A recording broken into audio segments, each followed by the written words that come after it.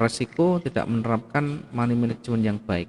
Bukan hanya teori tetapi harus prakteknya harus diterapkan. Dan ini menjadi sistem trading kita nanti. Setiap Ini kita Pak, entry selalu harus disiapkan semuanya. Ya.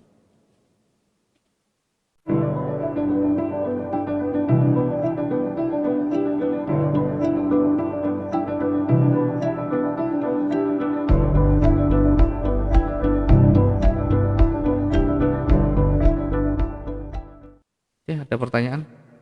cara narik ini kursor yang itu yang tadi gimana Pak? Yang mana Pak? Yang putih-putih ini. Ini. Nah itu. Ini Iya. pakai crosshair, Ctrl F ini Pak. Ini tidak usah Kontrol F. ditekan, ini Oh ditarik. iya iya Nah, iya. ini untuk mengetahui, misalkan kita arahkan ke atas, oh ini harganya akan muncul di sebelah kanan. Ini kalau kita tidak pencet, dia akan jadi seperti ini terus. Iya. Kalau kita tekan satu kali klik, nanti hilang. Hmm. Kalau kita klik ditahan, nanti akan jadi perhitungan pip.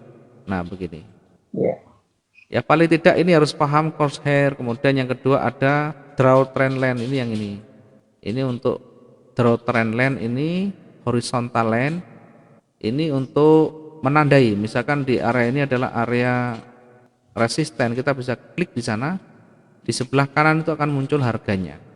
Yang warna highlight warna kuning akan muncul di sana, sehingga harganya mudah untuk kita tandai. Ini Iya. yang horizontal. Kalau yang draw trend line ini untuk membuat garis trend. Nah, kemudian ada di sini draw rectangle, ini untuk membuat gambar kotak begini, untuk menandai kalau nanti sideways misalkan, atau untuk menandai yang lain, misalkan sideways begini. Kemudian warnanya pun bisa kita rubah di draw trend line ini, klik kanan, di titiknya diklik 2 kali dulu sampai ada titik pojok-pojok, di titiknya diklik kanan, kemudian ada rectangle properties, di sini banyak warna kita bisa ganti, sehingga highlight warnanya warna nyala biar kita nanti mudah untuk melihat, jangan warna yang gelap-gelap. Ya, kira-kira seperti itu. Mungkin ada pertanyaan terkait dengan candlestick, terkait dengan manajemen risikonya, monggo disampaikan, atau mungkin pengalaman yang dicoba dipakai kemudian tidak sesuai, ya nanti bisa didiskusikan untuk koreksi, untuk kedepannya nanti diperbaiki, biar nanti kalau keliru masih belum maksimum kita bisa perbaiki. Yang suka bikin kagetnya yang panjang ini Pak. Kenapa Pak? Tahu-tahu hijau panjang atau merah panjang. Nah itu yang kadang-kadang Ini kalau kita bikin. kita tidak tahu, kalau tiba-tiba dia mau kuat, itu kita lihatnya di time frame rendah Pak. Misalkan di H1 ini sudah mulai kecenderungan naik. Jadi kalau sudah mulai ada kecenderungan naik, maka kita bisa lihat di time frame yang lebih rendah. Contoh misalkan, sebenarnya di awal begini kita sudah mulai cenderung naik, ini harus curiga. Ini sudah mulai naik. Oke, naik kemudian koreksi, kemudian naik lagi. Ini harus betul-betul diperhatikan. Kalau tangganya sudah mulai naik dan mulai tebal misalkan, ini yang hijau ini tiba-tiba sudah mulai tebal, waktunya perhatikan, bukan di 5 menit tapi lebih dari 5 menit. Itu perhatikan, ketika sudah mulai tebal, hijau mulai tebal, maka beralihlah ke time frame yang lebih rendah untuk melihat. Di time frame M5 misalnya, ya nanti akan muncul, perhatikan yang saya lingkari ini, yang saya kasih warna ini, nanti pasti akan ketemu di sana, pasti akan terlihat di sana arahnya. Jadi strukturnya akan tampak di sana. Oke, saya coba untuk M5. Nah, di M5 itu akan kelihatan. Nah, di M5 akan kelihatan. Yang tadi saya highlight itu kelihatan. Misalnya dia mau kuat naik, ini tidak serta-merta langsung panjang hijau. Ada tahapannya kalau di menit 5. Di H1 tadi satu candle utuh yang warna hijau, tapi di M5 ini kelihatan strukturnya. Ya, sudah mulai beranjak naik. Sehingga misalkan ini sudah mulai beranjak naik, breakout dari resistennya di sini, atau breakout dari wilayah ini kan kelihatan, oh ternyata marketnya kuat naik. Kalaupun belum yakin dengan satu candle ini, maka kita bisa tunggu konfirmatornya satu lagi, sehingga kita tetap bagian di sini, kita bisa kebagian peluang di sini buy-nya. Ini tidak butuh waktu lama karena 5 menit ganti candle, tidak perlu menunggu berjam-jam candlenya karena 5 menit. M5 ini 5 menit sekali ganti candle, ya masa 5 menit kita tidak sabar.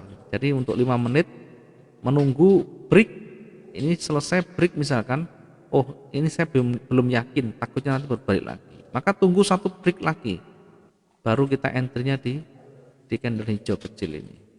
Di candle hijau kecil ini satu masuk ini kita belum dapat banyak, 174 pip ya, sebenarnya lebih dari cukup, tetapi baru 10 menit kita bisa dapat lebih banyak, 340.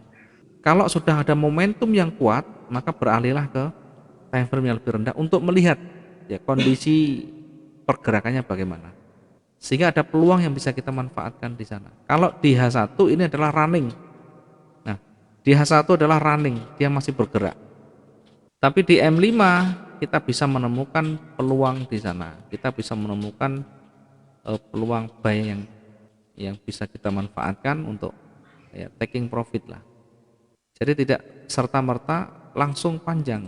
Mungkin kalau di H1 tidak kelihatan, tapi di M5 akan kelihatan di sana. Ya, kira-kira seperti itu. Jadi kalau nanti muncul kasus seperti ini, maka jangan hanya fokus di H1 terus, tidak ketemu nanti. Ada kalanya kita turunkan di M15, ada kalanya kita turunkan di M5. Ya, sehingga kita ada peluang. Meskipun Di M1 juga pernah Kak begini Pak. Kenapa? Di M1 saya rasanya pernah juga langsung kejadian begitu. Di M1, kalau di M1 ya bisa saja, cuma kan di M1 lebih terlalu kecil. Di M1 terlalu kecil, banyak candle palsu, terlalu kecil. Ya, misalkan di M1 pun sama, dia ada kecenderungan juga. Cuma karena terlalu banyak candle berganti, ini membuat kita jadi bingung nanti. Ya, di M1 pun sama posisinya. Tadi perhatikan yang saya highlight di H1 tadi ini. Dia mau bergerak pun strukturnya dia kelihatan. Ya, strukturnya kelihatan. Nah, ini. Katakanlah kalau sudah kelihatan breaknya kuat, ya paling tidak kita bisa mengambil di sini. Lebih dini kita bisa memanfaatkan peluang yang ada. Kalau sudah mulai berjajar kuat-kuat begini, ya artinya buyer kuat di H1. Tapi saya lebih rekomendasikan di M5 kalau misalkan mau lihat kondisi. Ya, meskipun tidak ada salahnya kita melihat di M1 untuk melihat detailnya bagaimana pergerakan demi pergerakan, menit demi menitnya. Jadi bisa dicoba nanti. Jadi bisa dicoba dengan namanya multi time frame. Time frame besar kita perhatikan. Time frame besarnya kan kelihatan arah kecenderungannya naik sudah. Arah kecenderungan naik, artinya fokus kita buy. Tinggal triggernya, tinggal sinyalnya yang kita pakai untuk entry itu apa. Kita bisa menggunakan M15, kita bisa menggunakan M5 pun juga di M1 pun tidak masalah. Yang terpenting tidak melawan tren, ya begitu kira-kira. Ada yang mau ditanyakan lagi mungkin? Sementara belum Pak. Oke, baik, kalau tidak ada saya lanjutkan dulu. Untuk yang tadi kita simpulkan, skill yang pertama kita kuasai adalah strukturnya, yang tadi sudah kita sampaikan. Yang kedua, selalu jangan melawan tren atau ikuti tren yang ada. Tren tadi sudah kita sampaikan juga, dia merangkak naik. Ada koreksi kecil, breakout resisten. Kemudian koreksi lagi, breakout resisten. Ini resisten, ini resisten. Kalau turun juga sama, breakout dari support. Nah, ini koreksi, ini support, breakout lagi, naik lagi, breakout lagi. Support selalu di breakout dan menuju ke bawah. Ini adalah tren turun. Yang ini tren naik. Yang paling dekat dengan running, trennya kemana, arah kecenderungannya kemana, secara visual kasat mata itu kita bisa lihat arahnya kemana. Maka ini perhatikan tren namanya. Yang berikutnya harus kita perhatikan adalah support dan resisten. Ya, sekali lagi support dan resisten ini menjadi kehati-hatian kita di dalam mengikuti pergerakan candle. Candle ini mau naik sampai di mana kira-kira? Kalau turun sampai di mana? Fokus yang arah saat itu. Kalau saat itu arahnya naik, berarti kita perhatikan resistennya. Kalau saat itu arahnya turun, merah, maka perhatikan supportnya. Di dalam support resisten juga nanti kita bisa kombinasikan dengan area koreksinya atau retracement yang kita sudah sampaikan kemarin, ambil 50% dari yang dominan. Ambil 50% dari yang dominan. Di area koreksi kita uji apakah dia breakout atau reversal atau berbalik, memantul atau lanjut. Nanti kita lihat di situ. Termasuk di area support resisten, ini memantul atau lanjut. Yang berikutnya, yang keempat, selain kita membaca struktur ya secara keseluruhan, kemudian tren, support, resisten, jangan lupa untuk membaca karakter candlenya, candlestick namanya. Candlestick ini bisa dari pola candle, bisa dari karakternya. Kalau berada di area support resisten atau di area resisten, kemudian ada doji, ada candle kecil, ya kita bisa tunggu satu konfirmator warna merah, entry sell. Kalau di bawah misalkan di area support, kemudian ada konfirmator naik, kita bisa entry buy. Candlestick ini, karakternya kita perhatikan. Oke, dari keempat ini kalau kita betul-betul menguasai dengan baik, maka untuk bisa profit konsisten sangat mudah. Ya tentu dengan kombinasi tadi yang namanya money management atau manajemen lot dan manajemen resikonya, itu aja. Intinya di sana ada 4 ini yang harus kita kuasai, kemudian ditambah dengan money manajemennya. Ini yang betul-betul harus kita pahami. Kemudian jangan lupa di dalam prosesnya ini untuk mengendalikan psikologi kita, selalu belajar untuk disiplin dengan target kita, target profitnya.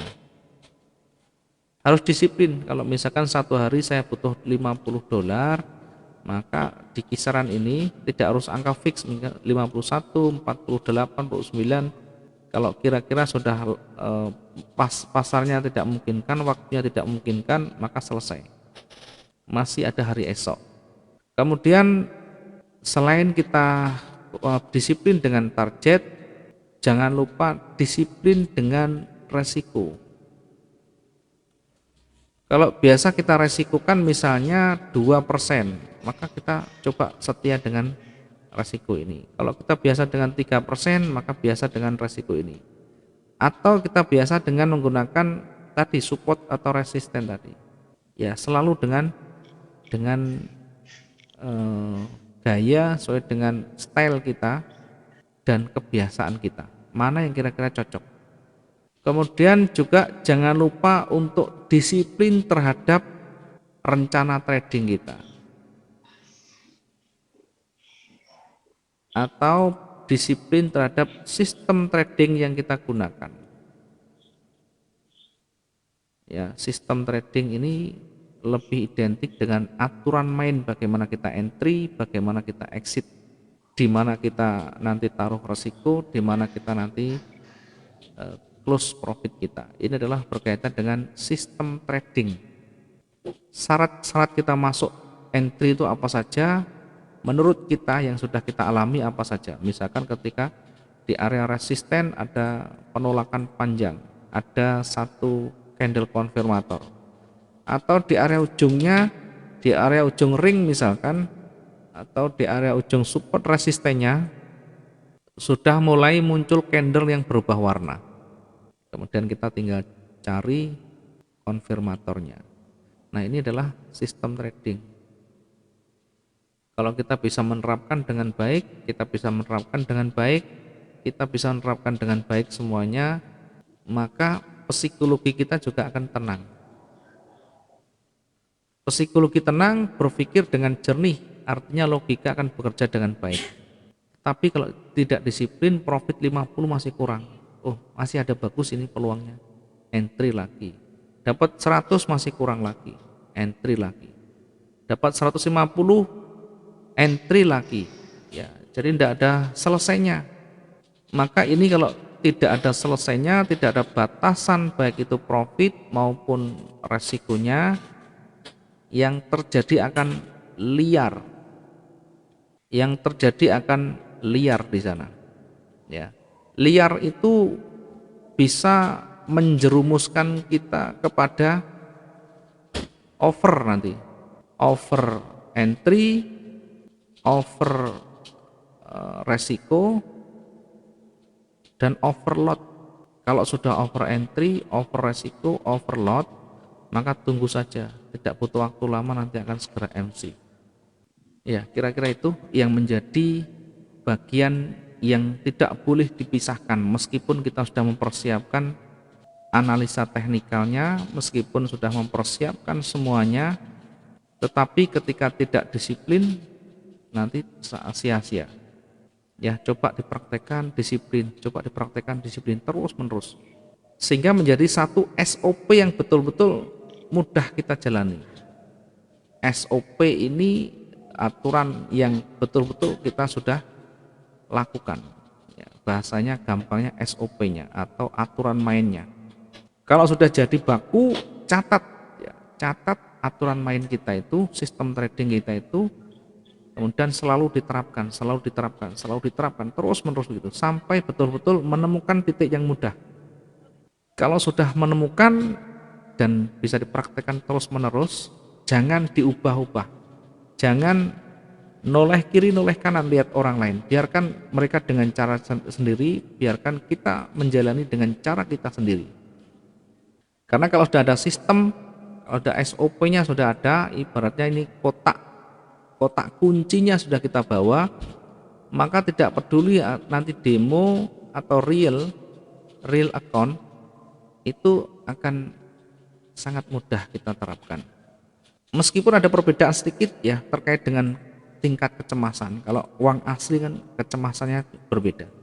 Namun demikian, kalau misalkan tadi yang SOP-nya sudah dijalankan dengan baik, semuanya pas latihan, pas demo, dengan angka-angka yang stabil, angka-angka yang kita lakukan seperti itu, ya tentu akan sangat mudah untuk kita terapkan dengan akun realnya. Yang tidak mudah itu ketika di demo berbeda dengan di real account. Di demo kita menggunakan modal 10.000 US dollar, sehingga lotnya bisa lebih tinggi, ketahanan lebih panjang. Ketika real account kita hanya menggunakan 2.000, ini sangat bertolak belakang, akan sangat mempengaruhi dari kebiasaan kita, mindset kita nantinya. Ya, maka untuk membiasakan dengan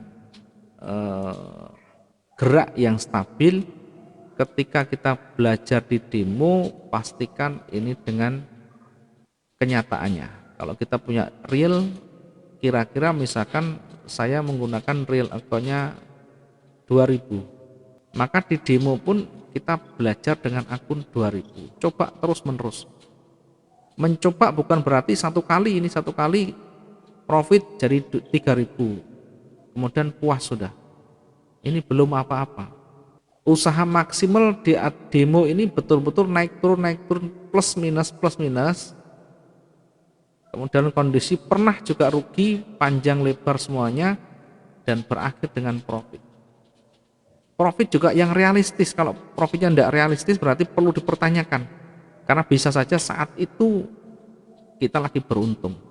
Profit realistis kemarin sudah kita sampaikan, 0,5 sampai 1 untuk pemula. Kemudian untuk tingkat lanjut ini 2 sampai 3%. Tingkat mahir baru bisa 5%. Sehingga kalau baru satu minggu kita latihan demo dari modal 2.000 menjadi 5.000 misalkan. Nah, ini perlu dipertanyakan berapa persen. Ya, dari 2.000 jadi 5.000. Ini kalau kita kurangi 3.000. Ya, sangat bertentangan. 150%, Pak. Nah, itu. Artinya kembali ke sini, realistis apa tidak? Kalau tidak realistis, patut kita pertanyakan. Ya, karena bisa saja saat itu kita lagi beruntung, saat itu marketnya lagi bersahabat dengan kita, sehingga yang terjadi apa, nanti suatu saat kita menemukan kondisi yang betul-betul di luar dari yang kita perkirakan, maka kita ukur, selalu kita ukur. Sekarang logika, kalau kita hanya ngambil 1% saja, Ya, 1 minggu ini 5 hari kerja.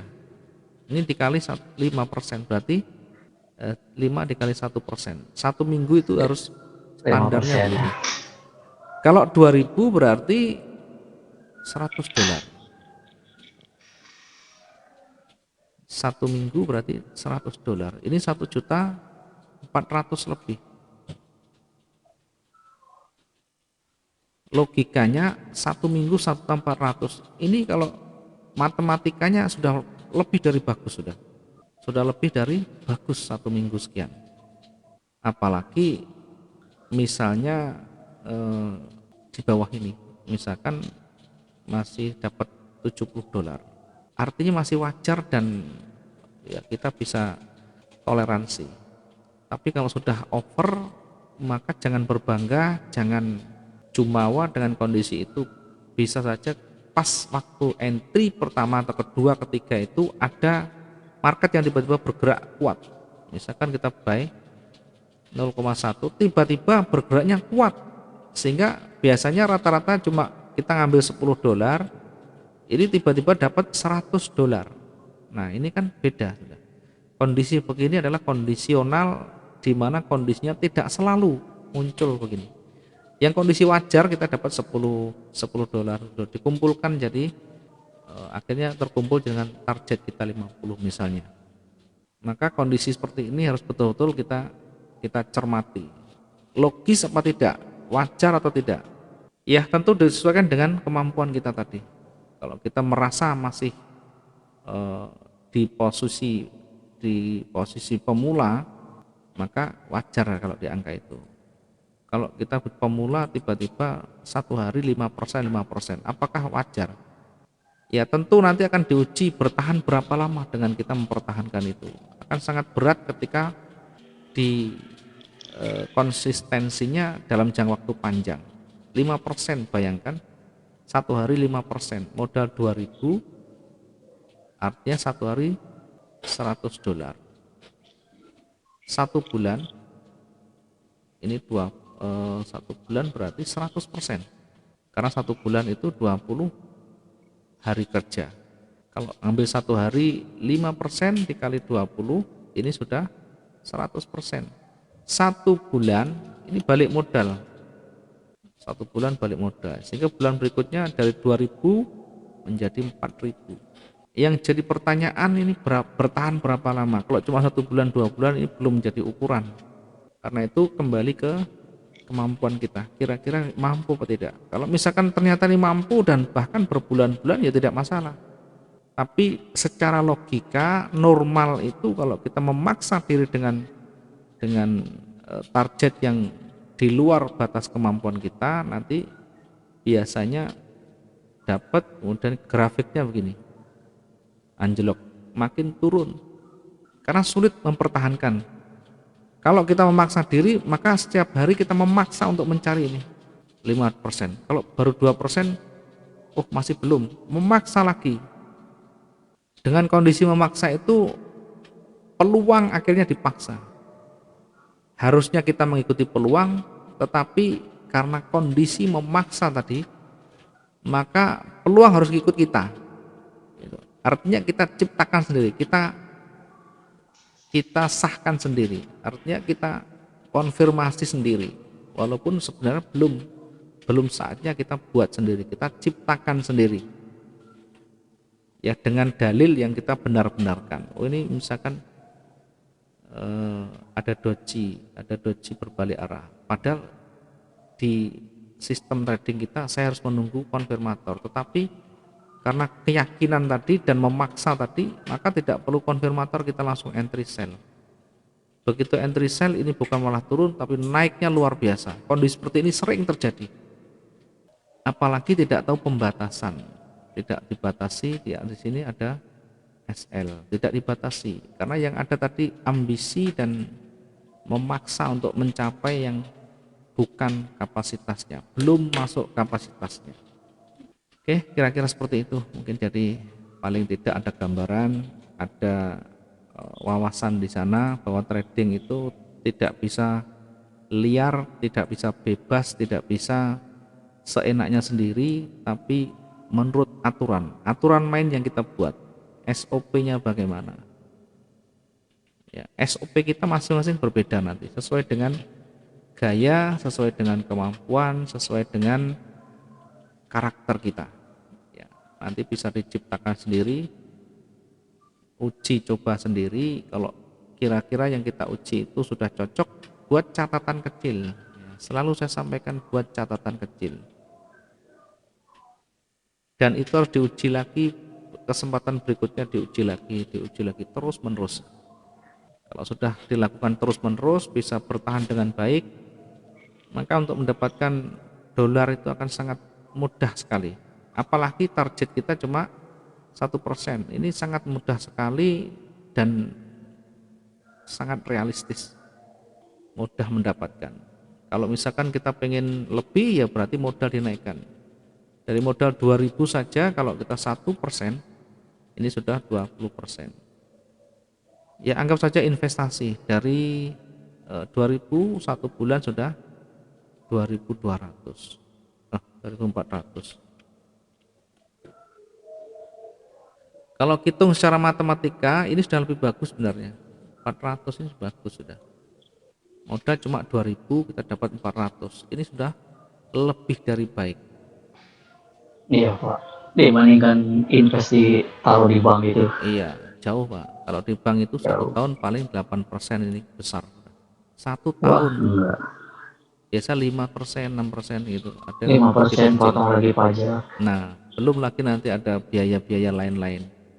Iya. Makanya saya selalu menyampaikan yang logis itu, biar teman-teman juga membuka informasi seluas-luasnya. Terkadang tidak ada yang mau Pak yang begini. Teman-teman itu banyak yang tidak mau 1%, maunya satu hari itu 10%. Modal 1.000 ini satu hari targetnya 100. Ya kita tidak bisa menghalangi, yang penting kita mengingatkan, yang penting kita menyampaikan. Karena keputusan itu ada di masing-masing, karena uang mereka. Kita sifatnya hanya memberikan edukasi, memberikan yang terbaik. Kalau dijalani seperti ini, kalau nanti bisa dijalankan dengan baik, maka tentu akan lebih panjang. Kalau memaksa dengan yang cepat, ekstra dan ekstrim, ya peluangnya juga bagus Pak. Nanti profitnya juga tinggi memang. Mungkin jangan lihat di grup-grup atau di mana ya, di media sosial itu selalu screenshotnya yang besar-besar, yang hijau-hijau. Jangan terpesona dengan model seperti itu, karena patut dipertanyakan. Dia seperti itu berapa lama tahannya? Karena kalau cuma dapat profit besar aja semua orang bisa. Tetapi momentumnya tertentu, dia pas tepaan bagus. Coba diulang lagi, karena saya punya cerita ada teman yang betul-betul modalnya besar, bahkan satu periode bisa profitnya 5 miliar. Ketika diulang lagi kesempatan berikutnya tidak bisa profit nih, bahkan justru ruginya 8 miliar. Akhirnya justru malah habis. Saya tanya kenapa? Karena memang basicnya belum kuat. Ya, dapat banyak ini karena ketepaan waktu itu pasarnya lagi bersahabat, ada pergerakan yang ekstrim, ada berita fundamental yang dia sendiri juga tidak tahu, tiba-tiba marketnya luar biasa naik. Nah ketika sudah dapat yang banyak begini, biasanya nyandu karena dia bukan betul-betul trader yang berdasarkan analisa teknikal yang betul-betul jeli atau yang biasa dilakukan dengan baik, maka ketika diulang lagi tidak bisa ketemu dengan begini, karena lotnya besar, resikonya yang diambil besar. Yang terjadi begitu mengambil keliru, jadi ruginya tambah parah. Dan ini real, betul-betul kenyataan. Bahkan di Jember ini waktu lalu ada yang sampai bunuh diri gara-gara ruginya banyak sekali. Nah makanya kita jangan terlalu over, semuanya jangan terlalu tinggi, over dalam target, over dalam resiko dan sebagainya. Cari yang aman, cari yang logis. Logis itu kalau sesuai dengan kemampuan gampang nanti. Ya toh misalkan yang kita lakukan bukan untuk 1 hari 2 hari, tapi untuk ke depan, untuk masa yang akan datang. Sedikit-sedikit kita kumpulkan banyak. Kalau kita mau yang besar, maka harus realistis, modalnya dinaikkan, bukan resikonya. Modal diperbesar. Kalau modalnya kecil ya realistis dulu, kalau modalnya besar ya nanti tentu akan mendapatkan yang lebih juga. Ya, kira-kira seperti itu, Pak Yanto. Kalau ada Ya, pertanyaan, ada kurang lebihnya juga mohon maaf, nanti ada waktu lain disambung. Jadi nanti setelah ini saya masukkan di grup kelas, nanti monggo kalau mau konsultasi di teman-teman juga boleh. Kalau nanti ya, ada pertanyaan, ada kelas-kelas lain, nanti saya linknya saya masukkan di grup sehingga jenengan bisa ikut kapan saja. boleh. Ya, Oke, terima kasih Pak Yanto, waktu yuk, dan sama-sama. waktunya dan kesempatannya. Ini kita akhiri dulu untuk pagi hari ini. Jangan khawatir, nanti masih ada waktu lain, nanti di reguler jangan bisa ikut, kita bisa sampaikan di grup nanti. Terima kasih, Iya, selamat siang dan sampai siap. ketemu.